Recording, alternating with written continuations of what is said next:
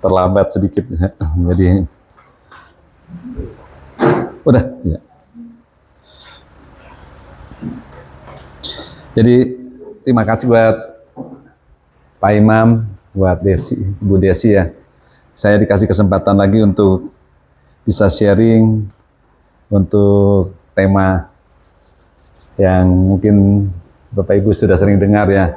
Malam hari tema yang cukup buat saya tuh cukup banyak diminati dan cukup membawa kita untuk mengerti ke depan tuh gimana, itu tema perkawinan. Jadi tema perkawinan tuh di sini ada dua pembelajaran perkawinan 1 dan 2, tapi kita nanti akan gabung ya. Jadi kita harus ngerti banyak sekali sekarang ini perkawinan menjadi berkat dan menjadi momok. Ya. Jadi kalau seperti kita gini loh, kita tahu bahwa nggak ada seseorang pun yang merencanakan untuk gagal dalam perkawinannya. Ada? Saya percaya dari pacaran segala macam mereka selalu mempersiapkan segala sesuatunya dengan luar biasa. Tapi kenapa banyak orang yang mimpinya begitu indah, begitu luar biasa, kandas di tengah jalan? Ya, jadi seperti kita dikasih Mercy, tapi nggak tahu cara mengendarainya, babak belur mobil Mercy-nya. Ya, nah pada malam hari ini kita akan belajar bagaimana untuk masuk, atau bagi mereka yang mau menikah. Ada yang mau menikah? Ada yang belum menikah? Ada? Ya. Lagi berpacaran dah? Enggak, belum. Ya, lagi mencari ya, nggak apa-apa. Jadi lebih baik terlambat bersama Yesus daripada cepet-cepet gerasa kerusuk banyak masuk selokan berkali-kali. Ya, nah, makanya ditanya ada yang sudah 5 tahun menikah? 5 tahun. 5 tahun. 10 tahun? Menikah? 15 tahun? Oh, 15 tahun ada. 20 tahun? Ada yang 20 tahun? Ada? Puji Tuhan. 25 tahun? Ada yang 25 tahun? 30 tahun? Wah, 35 tahun? Wah, terlalu tua katanya. Termasuk saya 32 tahun ya. Jadi kita mau belajar bahwa saya bilang pernikahan tuh dibilang susah, gampang.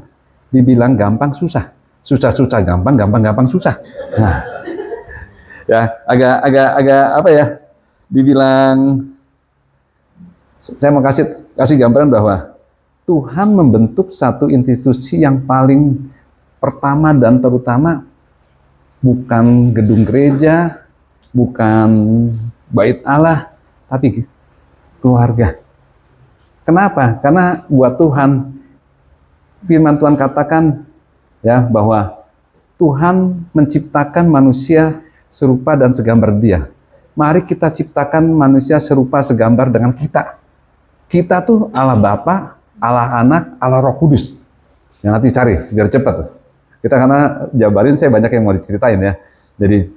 Jadi Tuhan bilang, mari kita Bapak, Tuhan nggak bisa menciptakan bikin satu gambaran makhluk yang paling sempurna seperti dirinya. Blueprintnya siapa? Jadi yang Tuhan buat manusia itu apa? Serupa segala, artinya blueprint yang ada di pikiran Allah adalah dirinya sendiri. Jadi kita tuh makhluk yang sempurna. Dari awal Tuhan ciptakan tuh kita untuk serupa segambar sama Dia. Jadi begitu berharga luar biasanya. Singkat cerita begini, waktu malaikat jatuh dalam dosa, dibuang jadi setan. Tapi pada waktu manusia jatuh dalam dosa, dicari sama Dia. Kenapa dicari? Tadi itu, karena kita serupa segambar dengan Dia. Ya, jadi malaikat nggak diizinkan untuk bilang Tuhan tuh Bapa. Kita boleh ngomong Bapa. Nah, makanya firman Tuhan begini, bahwa Tuhan waktu menciptakan manusia Adam, Tuhan lihat, wah, nggak baik kalau manusia ini seorang diri saja. Biarlah dia diberikan pasangan yang sepadan. Artinya sepadan, kalau sekarang saya menanggapin, kalau tanya anak muda segala macam, menurut ibu apa sepadan tuh? Depositonya 5 miliar sepadan. Apa gimana? Satu pandangan. Ya, nggak salah. Bapak gimana, Pak? Minimal seiman. Minimal seiman. Oke. Ibu gimana, Bu? Sepadan nih. Iya, sepadan. 30 tahun, tenang aja, udah tahu. Gimana? Gimana, Bu? Jadi kalau bayangan Ibu tuh kalau namanya sepadan tuh gimana sih? Biar kita samain konsepnya dulu. Aku apa ya? Ngomong itu. Tenang. Ya. Jadi saya gambar begini. Yang namanya sepadan biar gampang. Kalau saya pemain bulu tangkis akan lebih asik lawan bermain saya harus seimbang. Kalau dia terlalu bodoh lawan kita, kesana, aduh, ya capek lah, ya. Tapi kalau dia terlalu pintar, capek juga, ya. Gampang, contohnya, lebih gampang lagi kalau main pingpong, dipukul ke sini dia ke sana, ke sini ke sana, lama-lama kita nggak nonton lah. Kamu harus sepadan. Apalagi kalau kita tanding tinju. Kalau nggak selevel, habis. Ya, kita jadi samsak atau dia jadi samsak sama kita. Nah, dalam rumah tangga kamu harus sepadan. Dari apa? Roh, jiwa, dan tubuhnya. Nah, jadi kan kita makhluk roh, jiwa, dan tubuh. Jadi tiga-tiganya harus sama. Tadi Bapak bilang nggak salah. Harus seiman secara roh. Manual booknya harus sama dulu. Ya, yang mau lagi mencari ini harus tahu. Ya, betul. Lebih baik terlambat bersama Tuhan daripada kecepatan kamu jalan sendiri. Benar menurut pikiran kamu sendiri. Dipikirnya dipikir yang Yohanes nggak ketemu. Abdullah ketemunya. Ya, nggak cocok. Jangan jadi roh. Secara jiwa nanti kita bahas roh, jiwa, dan tubuh. Tapi saya mau gambarkan begini. Kita bisa mencintai sesuatu tetapi tidak tahu cara mengendarainya, maka kita tidak banyak menikmati kegunaannya, manfaatnya. Ya, jadi kita tidak bisa menikmati pernikahan itu karena kita tidak tahu aturan mainnya. Wow, ya, pernikahan ada aturan mainnya. Nggak segala, yang penting gua cinta. Nanti saya kasih ayatnya. Ada cinta nggak di situ? Cinta mungkin sebagai pemicu utama untuk masuk dalam perkawinan, tapi nggak nekat ketemu langsung kawin kan nggak mungkin. Ya, itu ayam. Ya, ketemu langsung kawin itu ayam. Ya, ketemu nggak lihat cinta lagi langsung ayam itu ya. Jadi cinta tadi bilang waktu kan pertama cinta itu udah waktu kita Tuhan kasih nama di hati dan benih cinta. Cinta tuh bukan mencari seseorang yang sempurna, melihat secara sempurna, tetapi kita menemukan orang yang tidak sempurna, ya. Kita melihat orang yang tidak sempurna dengan secara sempurna. Nggak mungkin kita menemukan sempurna. Nggak mungkin. Karena kalau kita ketemu orang yang sempurna, waktu kita gandeng dia, jadi nggak sempurna dia. Gara-gara kita. Ya. Jadi nggak mungkin jadi pasangan segitu. Nah, makanya bilang, tanamlah kasih, maka damai akan tumbuh. Itu yang perlu kita lakukan menjadi bahagia. Jadi pondasi kebahagiaan adalah apa? Hubungan yang benar dengan Tuhan. Waktu kita bangun hubungan yang benar dengan Tuhan, kita bisa membangun hubungan kita dengan sesama. Makanya Tuhan dibilang, kasihilah Tuhan Allahmu dengan segenap hatimu, dengan segenap jiwamu, dengan segenap kekuatanku. Maka kamu bisa mengasihi sesamamu seperti kamu mengasihi diri kamu sendiri. Karena kita udah bangun ke atas dulu, maka bisa bangun ke samping ya. Nah, nanti katanya gini, pernikahan itu idenya Tuhan, bukan idenya manusia. Karena dari awal tadi udah dikatakan ya. Jadi itu pun bukan produknya kebudayaan. Tapi karena ada satu daerah lokasi, ada budaya pernikahan. Nah, saya nggak bahas itu lah, nanti kepanjangan. Ya, nah, jadi begini, kita menikah bukan karena pinter, bukan karena wah dia hebat banget, orang kaya karena kaya dia menikah. Enggak, orang pinter jalannya di bulan. Orang pinter bisa jalan di bulan. Apollo 11 ya. Orang berani, yang berani nih, gua berani nekat dah, jalannya di dasar laut. Keren. Ya. Tapi orang bijak jalannya bersama Tuhan. Beda. Ya. Jadi kita harus bisa bayangin bahwa kamu boleh pinter, tapi tanpa takut akan Tuhan, kamu nggak tahu berpijak kemana. Nah, bagi orang yang mau menikah, itulah Tuhan mau kita mempunyai pasangan sepadan. Kenapa kita sekali perlu pasangan sepadan? Karena kalau kita ketemu pasangan sepadan, seseorang pasti mau mengeluarkan yang terbaik supaya bisa mengimbanginya. Kalau kita nggak sepadan, aduh, kayak tadi capek, nggak nyambung nih, tuh lalit, ya atau ada yang ada, ya. Jadi sepadan, baik roh, jiwa dan tubuh, baik pendidikan, ekonomi, apanya segala semacam, roh, jiwa, tubuhnya harus sepadan. Nah, oleh karena itu, dalam satu keluarga untuk membentuk family dari awal, walaupun pertama cinta, satu pondasi dasar dalam membangun suatu namanya keluarga adalah saling apa? Saling menerima. Kalau nggak bisa menerima ya, ada orang maunya menerima, tapi nggak mau memberi, nggak bisa. Nanti ada, saya kupas bab yang kedua nanti ya. Saya singgung sini semua dulu. Nah, oleh karena itu, semua pasangan pria dan wanita yang sedang berpacaran atau mereka yang gagal, tidak punya keinginan untuk gagal dalam bahtera. Artinya bahwa setiap orang yang masuk bahtera perkawinan tidak pernah bermimpi untuk bercerai.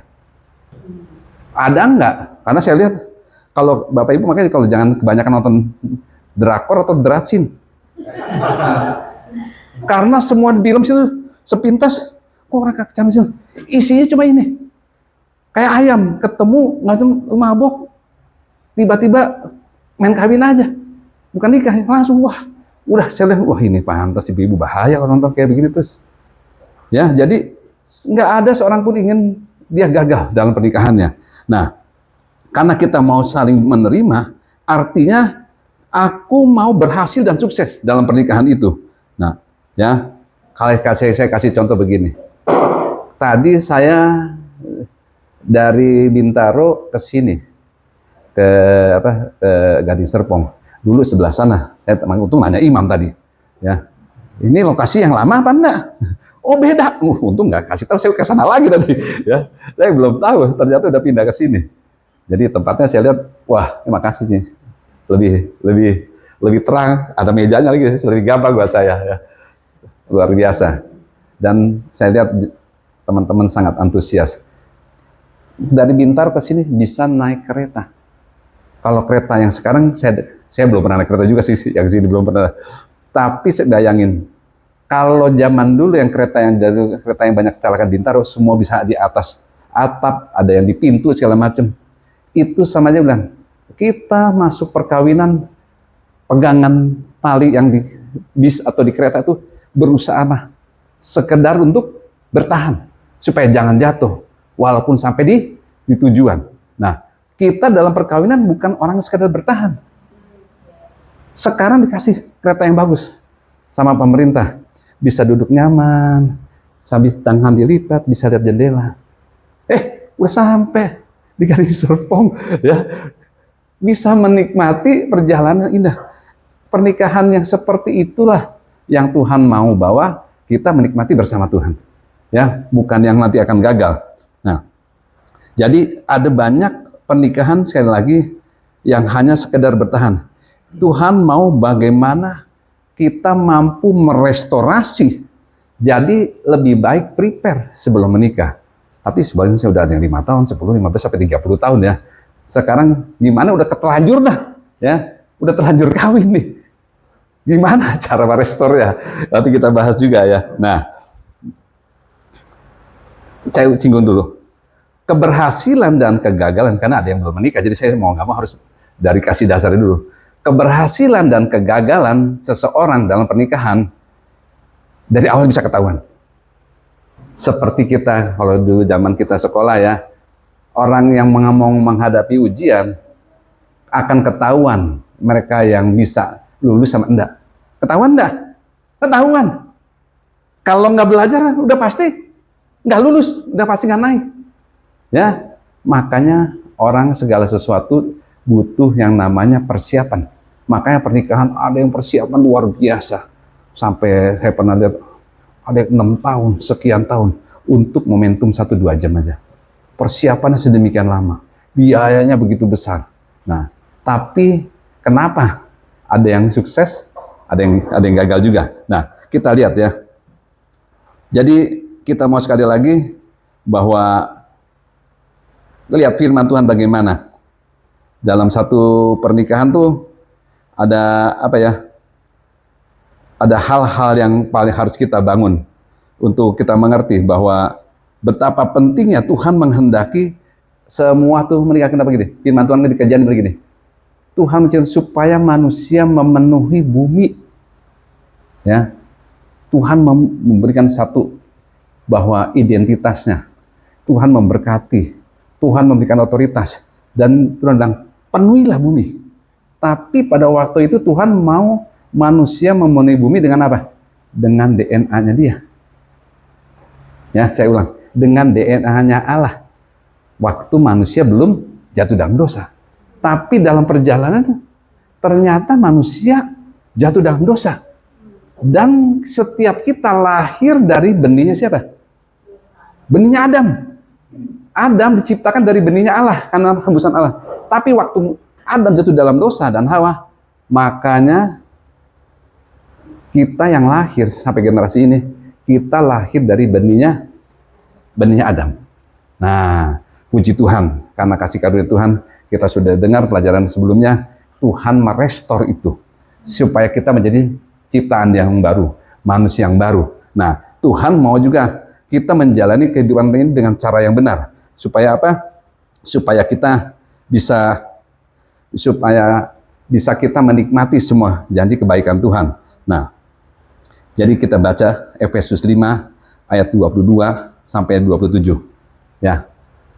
Satu laki-laki, satu perempuan. Nah, yang pertama Bapak Ibu dulu.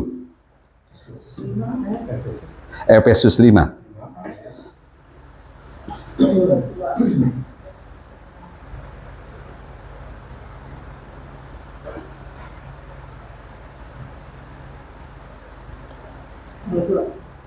Ya, 22.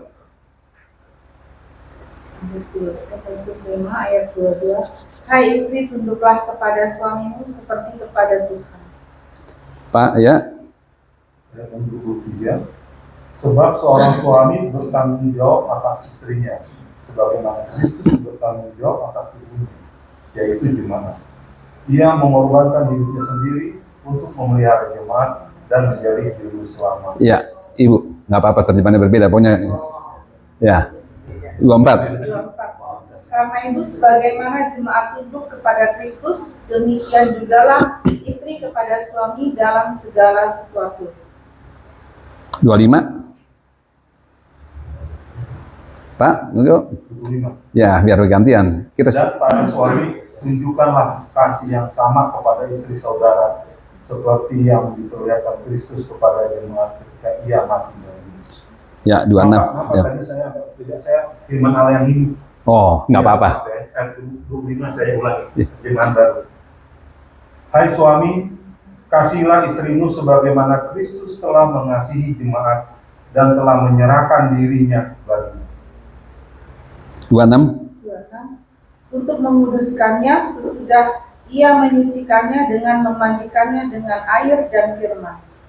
Ya, sekarang 32 langsung Pak. Ya. Rahasia ini besar, tetapi yang aku maksudkan ialah hubungan Kristus dan jemaat.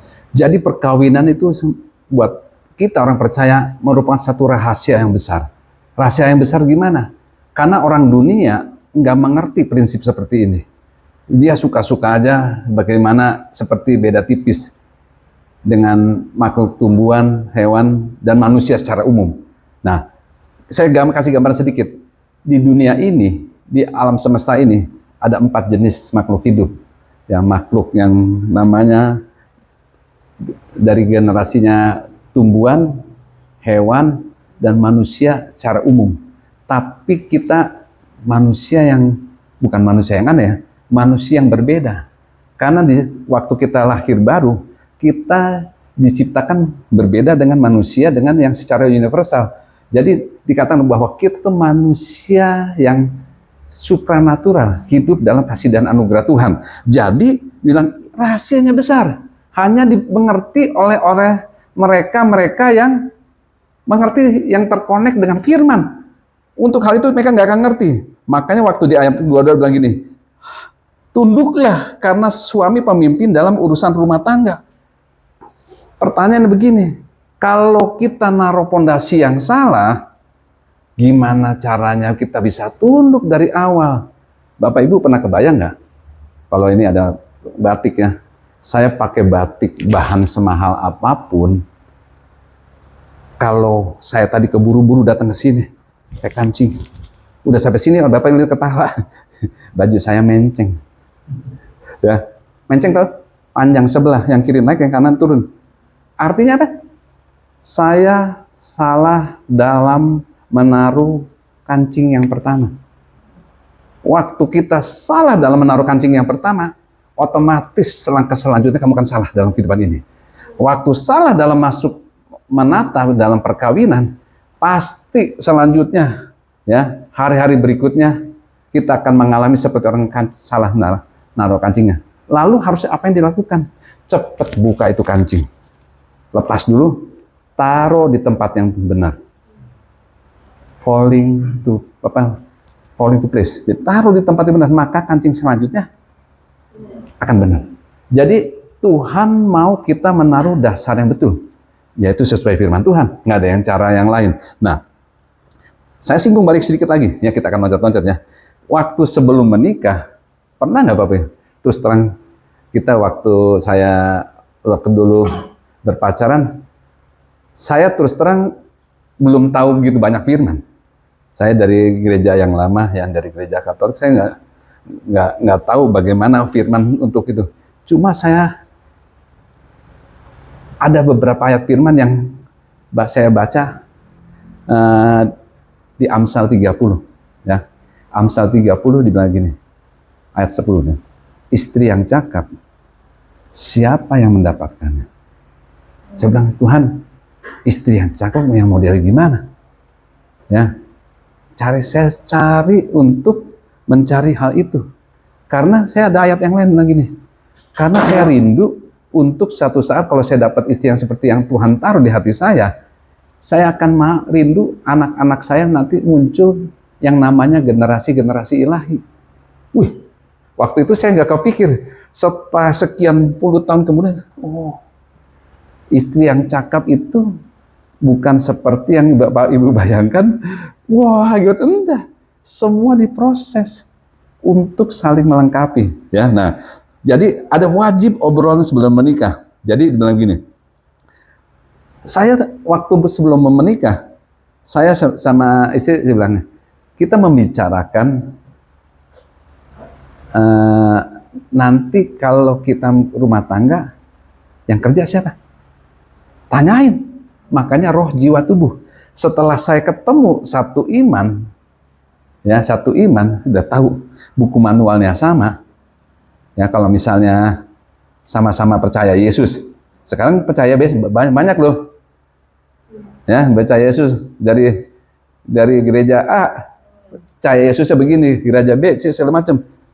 Kalau kita buku manualnya nggak disamain dulu, wah, susah kita untuk jalan bersama-sama. Bisakah orang berjalan bersama kalau dia belum bersepakat? Bisa nggak? Ibu jangan berjalan sama saya, makan bakso yuk. Jangan bilang iya dulu. Bakso yang mana? Bakso yang selera sebelah sini, sebelah sini. Ya.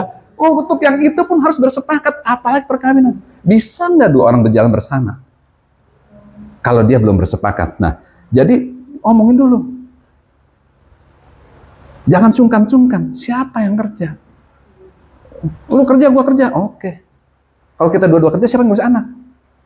Nanti kan itu, udah tingkatan udah itu ya, bukan sekedar pacaran ya. Banyak sekarang orang pacaran tuh cuma yang penting apa? Yang penting happy. Jalan bareng, ini bareng. Wah. Jadi nggak ada ujungnya, nggak ada perencanaan yang matang. Tiba-tiba, wah, gua cinta banget begini. Kalau bahan bakarnya cuma cinta, nanti di Amsal 24 saya bahas sedikit. Saya kasih dulu. Lalu, kalau dapat uang, siapa yang megang? Nanti ada kita bisa menang nggak? Bapak Ibu kepikir? Ya, lu kerja, lu duit sendiri. Duit gua ada sendiri. Lah, nanti yang buat rumah tangga, uangnya siapa? Kalau nggak dibicarakan di depan, Bapak Ibu, jangan nunggu mati mau ke neraka. Saya bilang, sebelum mati bisa ngerasain suasana neraka di bumi ini. Ya. Dan Bapak Ibu juga jangan mimpi untuk ke surga nanti. Sekarang pun Bapak Ibu bisa merasakan suasana surga. Jangan nunggu mati. Jadilah di bumi seperti di surga. Tuhan udah bilang, kamu sebelum mati udah merasakan suasana surga. Jadi buat mengerti perencanaan. Nah, lalu apa yang kamu suka, nggak suka dibicara di depan. Saya ngomong, nanti kalau kita punya rumah, ya, kalau saya ajarin sama anak-anak saya begini. Waktu pacaran, perempuan harus jadi nakoda. Mau kemana itu? Kapal itu mau berlalu. Kalau saya ajarin, kamu harus gimana? Jangan kayak perempuan udah canggih juga. Sini, sini. Begitu masuk perkawinan nangis terus. Enggak. Aku pikir, aku rasa, aku kira. Nah, ya, waktu sebelum lagi pacaran, yang pacaran, kamu yang harusnya dilakukan mau kemana di bawah kapal ini. Begitu kamu udah trust ini, yakin benar, serahin. Loh, jadi nakoda. Karena suami kepala, istri leher. Ya, jangan istri panjat kepala, ya. Suami leher. Ya. Jangan dibalik-balik. Ya, saya bilang, saya kasih contoh. Tuhan kasih gambaran keluarga kita tuh seperti burung Raja Wali. Pernah dengar cerita gitu? Burung Raja Wali, waktu sepasang Raja Wali baru ketemu gitu, si perempuannya bilang apa? Dikejar-kejar tuh sama lakinya. Jangan langsung. Orang Jakarta Pak Ahmad bilang, lenje tuh. Lenje tuh kayak kucing. Ya, minta dielus-elus aja. Enggak. Raja Wali, begitu dia suka sama sini, dia nggak langsung bilang. Dia ambil itu ranting. Dia turun ke bawah. Wah, tinggi berapa ribu meter. Ke bawah. Dia lihat. Ngejar nggak itu si Raja Wali laki-laki nih, ya? Dia kejar nggak? Kejar, set. Begitu diambil, tak, dia terbang lagi ke atas. Terus dia terbang, dikejar sama laki. Begitu di atas, dia buang tuh ranting. Diambil nggak sama si laki? Begitu diambil, cucek, dikasih lagi, ambil lagi, dia lempar lagi. Kemana pun dia lempar. Begitu dia rasa yakin ini, baru dia mau kawin. Artinya, waktu kamu dalam masa berpacaran, perempuan harus tahu nanti rumah tangganya mau sana. Karena dia adalah penolong nanti setelah itu. Dia tahu. Makanya di Raja Wali. Raja Wali, si induk perempuan yang ngeramin, suami cari makan. Ya, jangan laki-laki yang ngeramin. Cari makan. Ya. banyak hal-hal yang kursi terbalik segala macam. Ya, nah itu artinya gini nih, obrolan yang wajib sebelum kamu menikah harus dibicarakan, ya, ngomongin mau kawin secara sederhana atau besar-besaran. Kalau sederhana, ya berapa yang diundang? Kita mau kawinnya sederhana, ngundangnya cuma 1.000. Ayo, sederhana 1.000. Sederhana 1.000. Nggak begitu juga. Ya, bilang gini, istri boleh kerja apa enggak? Jadi, lu nggak usah kerja. Kalau lu tahu dong, kalau gua nggak kerja, berarti yang kerja lu nih. Penghasilan dari lu. Udah dihitung, cukup apa enggaknya. Nah, jangan udah nggak kerja lu nggak pernah dandan lu, muka kucel, lecek banget, gua 4 lihat lu. Nggak bisa begitu. Saya kasih tahu, ya. Kalau istrinya nggak kerja, ya pengen suruh ngurus anak, artinya dia pasti nggak bisa cari duit. Harus ngerti si suami. Tanggung jawabnya dia ngurusin anak. Mana ada begini? Lu harus ngurus anaknya, pintar masak, bisa cari duit. Ih, lu pikir siapa? Nggak ada begitu. Ya, tapi bisa direncanakan seperti itu, ada strateginya. Ya, saya ajarin juga sama anak-anak saya. Kamu perempuan, suamimu bukan seprofesi nih. Kebetulan anak saya sama suami bukan seprofesi. Anak saya dokter gigi juga. Tadinya sebelum dokter gigi saya kasih tahu. Nah, kalau kamu perempuan, bukan papa bilang nomor 2. Suatu saat perempuan akan dihadapkan. Sehebat-hebatnya kamu berkarir, kamu akan dihadapkan 2 pilihan. Pilih karir apa keluarga. Nggak ada dua-duanya, nah, nggak ada. Kalau mau maksimal pasti pilih salah satu. Bukan berarti kamu nggak bisa cari uang loh. Jadi dari kamu ngerti, aku nanti aku pilih keluarga. Karena firman Tuhan katakan selalu, mulai dari perjanjian lama, selalu setiap keluarga punya raja yang hebat, yang luar biasa segala macam. Selalu ada ibu yang takut akan Tuhan. Jadi peran mama tuh bener-bener dominan. Nanti kapan-kapan saya kasih banyak contoh untuk raja-raja yang hebat, semua peran dari seorang mama. Ya, saya bilang, kamu harus tahu. Berarti gimana? Kamu harus berpikir, kamu nanti sekolah yang bisa menghasilkan uang di rumah. Nah, pikir sendiri ya, Ibu ya, bocorannya nanti habis ini. Ya, nah, jadi harus dipikirin. Jadi suami mau kerja nggak masalah, tapi kamu di rumah sambil bisa ngawasin anak, kamu bisa menghasilkan. Contohnya mamamu. Ya, saya kasih contoh istri saya. Kamu di rumah bisa, kamu makanya bisa diurus, bisa segala macam karena papa mama udah rencanain jauh-jauh hari supaya ini. Nah, ya ini salah satu contoh aja. Lalu kita bilang begini. Nah, kalau punya rekening bersama apa sendiri?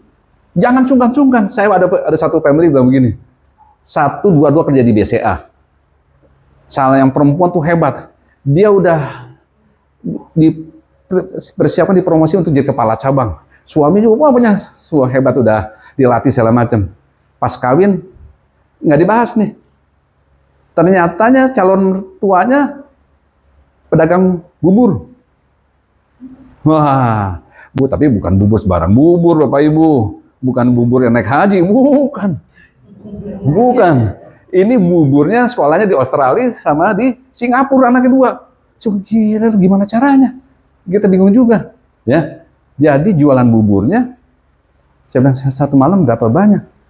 Ya waktu itu sih kok 1 malam kita bisa motong ayam ya 200. 200 ekor, Bapak Ibu kan 200 potong ya, 200 ekor. Dia di meja dari ujung sampai ujung. Waduh. Ya tahun segituan saya bilang. Bukanya kalau orang-orang jualan bubur kan pagi ya. Ya enggak. Bukanya setengah 12 malam sampai jam 7 pagi. Ya ilah, saya bilang. Satu kali bapak si mertuanya udah tua, mau nggak mau si anaknya dari biasa, gantiin papa. Nah, kamu udah hitung belum? Kita udah kasih tahu jauh-jauh hari. Kenapa ya udah hitung? Ini Batman nih. Tahu nggak Batman? Mainnya malam. Ini Batman. Jadi kamu tidur, dia kerja. Kamu aktif, dia tidur. Nah, nggak gampang loh. Saya bilang, oh nggak apa-apa. Saya bilang, kalau cinta melekat, tai kucing rasa coklat. Nah ini rasa duren. Ya ini rasa duren. Ya, wah, akhirnya berguru segala macam. Si istri sama anak-anak gereja pagi, suami ke gereja sendiri sore. Anak-anak mau belajar segala macam, jam berisik, papa mau tidur. Karena bentar lagi jam 10-11 papa bangun mau kerja. Jadi anak-anaknya kalau siang papa tidur. Lalu ke mall dah. Nuh, istri mana suruh ke mall? Coba lihat.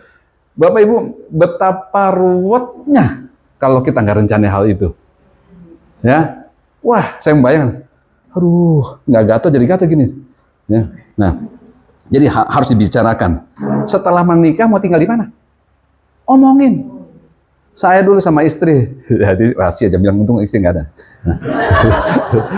Jadi saya waktu kawinan, karena saya baru lulus, jadi dokter juga belum punya tempat praktek. Kerja sama orang-orang waktu itu saya kerja 3 tempat. Sambil nunggu istri saya, karena istri saya adik kelas jadi saya lulus duluan. Ya tahun 90, saya kerja 1 di Tebet, sore 3 hari di Tebet, 3 hari di Cengkareng, yang di Citra Raya, pagi, sorenya 1 lagi di Jembatan Besi, 2 hari. Jadi paginya saya di Danau Sunter. Bapak Ibu bisa bayangin, keluar pagi, pulang jam 11 malam. Tapi sambil nunggu, masih belum married waktu itu. Saya kerja supaya apa ini? Dengan pekerjaan itu kita harus merencanain. Nanti kalau buka praktek gimana? Jadi dari awal saya udah bayangin. Nanti kalau kita sudah married, kita akan kerja di rumah, praktek di rumah, ngurus anak juga di rumah semuanya. Tapi bisa bayang? Belum punya duit, sombongnya mau gitu. Ya, kita bukan sombong. Kita bangun mimpi, bikin image. Tapi waktu kita mau married, saya tanya itu istri saya. Nanti kalau kos mau nggak? Terus terang bapak saya nggak kasih modal. Bapak dia juga nggak kasih modal. Pertanyaan paling gampang, saya bilang, saya cari tahu dulu kos berapa waktu itu. Kos pakai AC buat rumah tangga 400.000. Saya kerja serabutan begitu, sebulan saya dapat 600.000. Masih bisa kos. Pertanyaan saya, kamu kalau kos mau nggak? Bukan di rumah, cari rumah yang bagus. Enggak. Aku mau. Aduh, kalau kamu udah gampang semuanya. Karena kos tempat tinggal kita. Puji Tuhan. Waktu kita mau bersepakat untuk hal-hal yang belum kita laksanakan, itu Oma ngelihat, ini anak sibuk apa? Kamu pagi-pagi itu ngapain tawan? Lagi kos. Kos buat siapa? Kita nanti sebentar lagi married, kita harus mau siap-siap kos. Nah, ternyata nggak sempat kos, akhirnya kita tugas ke Maluku, ya secara singkatnya. Jadi, mau tinggal di mana? Apakah di Taman Ratu? Apakah di Taman Mertua Indah? Apa di mana? Harus jelas, kita nggak tempat tinggal. Ya, nggak tahu di mana. Nah, jadi, kita harus punya plan. Kamu mau bantu, nanti kalau kita dapat berkat, kita diberkati, perlu bantu saudara enggak? Kalau itu nggak dibahas, ada saya lihat, diam-diam dia ngasih uang. Jangan bilang-bilang ya. Ya. Dan ketahuan. Oh, begitu ya. Gua juga akan diam-diam. Nah, nggak bagus. Jadi, kita ajarin anak-anak nonton sama kita. Ingat, anak-anak nonton. Ya, jadi, kalau saya pengen bantu keluarga istri saya yang kasih. Mau sekolah, mau apa kita bantu. Tapi kalau buat keluarga saya, istri saya yang kasih. Harus hilang. Artinya apa? Supaya mereka punya respect. Ya, jangan bilang, suami takut istri, ini segala macam. Saya bilang, betul. Memang aku takut istri. Maksudnya, takut istriku tidak bahagia. Yeah. Ya, takut istriku tidak bisa jalan-jalan. Jadi takut istri, tapi bukan takut istri yang gimana? Takut istri tidak merasakan sukacita. Kita boleh takut istri ya, tapi yang bagaimana dulu. Nah, jadi kalau mau punya anak kapan? Omongin. Ya, kok nggak direncanain? Wah, susah. Nah, Bapak Ibu dikasih Tuhan, sekilas singkat, babak pertama udah dimulai. Ada pertanyaan nggak? Nah, nanti kita udah masuk. Amsal 24, ayat 3 dan 4. Ayo, ada pertanyaan nggak? Ini nggak seperti yang dulu ya, Pak Imam ya. Kita bahas